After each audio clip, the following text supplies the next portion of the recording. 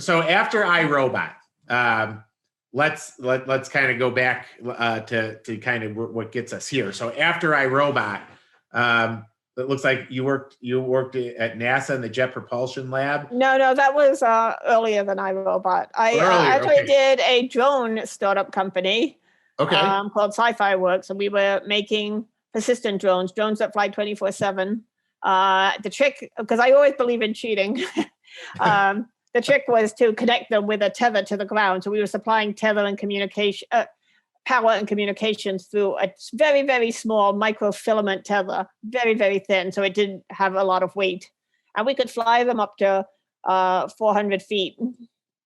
Those were deployed by special forces over in Iraq and Syria, and they were credited with saving lives as well. So what was the reason for that? So hold on, help me understand this, because this is fascinating. Mm-hmm. So it has the tether, can go up 400 feet. So is this just to kind of get a bird's eye view of things all the time? Yes, yeah. So you can imagine, you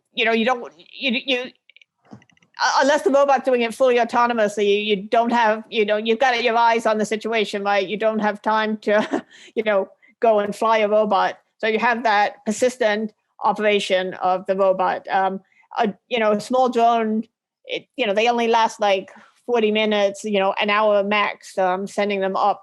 So having a robot that's 24/7, we flew them for weeks at a time sometimes. It was a very, very useful piece of equipment. Plus, as a communications relay. So not just surveillance, but communications. Communications suck when you're near the ground. They get really nice when you go up high. So being able to transmit from wherever you end up. So the communications thing is not something I would have thought of, but that makes total sense. So that's fascinating. So then NASA and MIT was then before Roomba. So what did you do over there then? Because obviously a guy like me hears NASA and I'm like, I'm thinking of the moon and Mars and all sorts of cool stuff. I was an intern at NASA, and I was helping build gripping devices for the Earth observing system. So you said gripping devices, you said? Yeah, like robot grippers. Oh, gotcha. Like hands. Awesome. So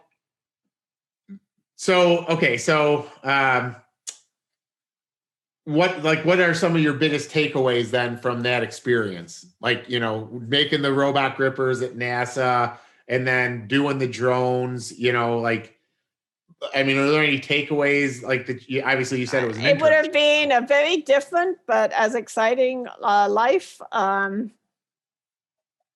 I'd be, probably involved in the Mars programs now if I had stayed in that realm. But at the end of the day, it seemed like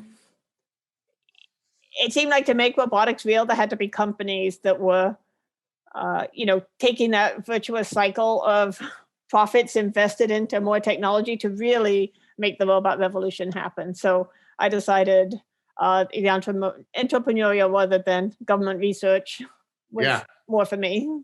Good for you. I'm glad you made the jump. So totally. So then how did you become CEO of Turtle now? And obviously I see the connection because it sounds like the inventor of Roomba is with you. So, well, I was done with my appointment at the Pentagon. I was working, for military acquisitions, and I was looking around to what to do next. And I started looking at the outdoor robot market. Obviously, I'm not going to do indoors because of my affiliation with iRobot. I'm thinking, hey, that's going to be the next big thing. And I really do believe that's the next big thing with the Turtle, with the automated lawnmowers, $650 million a year business in Europe. They haven't caught on as much here yet, but I know you're working on that. We are. And so I could imagine there's a lot of different tasks, and applying the data services that we have started to see indoors to the outdoors would be an extremely exciting space. Yeah, no, for sure. And the thing. So I was talking to my friends at Turtle and saying, I'm going to start a company in this space. Do you have any advice since you're working in this space? And they said, Well, why don't you come be our CEO? Oh, really? Yeah. So that's and Joe, who's the inventor of the turtle, he worked for me at iRobot for many years, and I couldn't imagine a better team than the team we have at Turtle. Yeah. So then, are you a gardener yourself then, or did you just, I'm an amateur gardener. Okay. I'll tell you, during my iRobot years, I didn't have much time, right? One of the things, as soon as I had a child, right, I wanted them to have the same experience as I did, going out and having fresh food from the garden, going and eating, tomatoes fresh off the vine are a completely different experience than what you get in the stores. Yeah. Eating peas off the vines. It's just, it changed, and I started to garden again. So yes, I was doing gardening, but I also do my own, I had landscapers put in the landscape, but I take care of it except for the mowing myself. Yeah. So you don't have a robotic lawnmower? I'm gonna have to tell you, I've been waiting for the iRobot one. I'm gonna have to. Now, because Husqvarna's an investor in Turtle, I might just get a Husqvarna just have to in the meantime. And then you can just make sure you tell everybody Joe Langton helped get me a robot out of the house. So you've had quite an impressive career. So far. It's been a dream come true, honestly. Yeah. So is there anything, I already said it once, do you feel like your best years of innovation and invention are ahead of you? Is there, kind of just looking back, do you think iRobot is going to be your greatest thing that you did, or do you see the potential to just open up even farther just because of what you've learned from that endeavor? Well, I think there's equivalent, if not more, potential in the outdoor space. And the reason is because of, people are very engaged with their gardens, right? They love, they might not like weeding, right? But there's a lot of other stuff that you do to, help your plants grow. We say, you take care of the plants, we'll take care of the weeds. And there's a lot that people don't get a chance to do because they're always going there and weeding. So I think because there's so much space for invention, and then you think of all the other jobs like leaves, snow blowing, excrement. Yeah. These are things that should be taken on by robots at up First Pass. So please tell me you're trying to make an excrement picking robot. I'm not right now. We're fully focused on the gardening space right now at Turtle. But that doesn't mean that's forever, right? Companies grow and they expand. Well, so I got to tell you a couple things. So first, before COVID hit, we used to do a lot of home and garden shows, and people would see the robot moving around, and first of all, going back, kids, it doesn't make a difference how old they are. It can be a 5-year-old kid. They walk up and see a robotic lawnmower and they go, it's a lawnmower. And the 40-year-old parents are like, what's that? But the kid knows it's a lawnmower instantly, But every person is like, if that picked up dog poop, I'd buy it today. Right now, I would buy it. There's no doubt about it, It'll do something with it. It just won't pick it up. Well, your machine will just stuck it into the neighbor's yard. But then the second thing that I have to tell you is, when I talk to landscapers about robotic mowing, and now this should be important for you guys to hear, is every person. So I'm going to break down one of the reasons I got so involved in robotic lawn mowing. So if I sell a maintenance contract on, let's say, a Costco, because we do a lot of Costco, the biggest thing that we always have to manage is the weeding. And the reason is no one wants to pull weeds. And also, people don't really want to spray weeds. With all the Roundup lawsuits and stuff going on right now, we don't even like asking the people to half the time, and the employees don't like to do it either.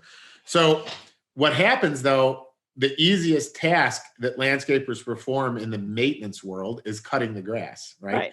So then if I can take the grass cutting away, now they have to spend the time pulling the weed and doing the string trimming. But that's such a wide open market for you guys. Yeah. So I'll go even further, but first, just a step back. Turtle can work in landscape beds, but they would need a boundary around them and not deep mulch. And the drip hoses would have to be buried. So quite a few people do have them working in landscape beds. But going further, what I meant was, imagine, lawns, forgive me for this, but lawns are great, right? But they're not the best thing you can have. They take a lot of water and they're not very natural.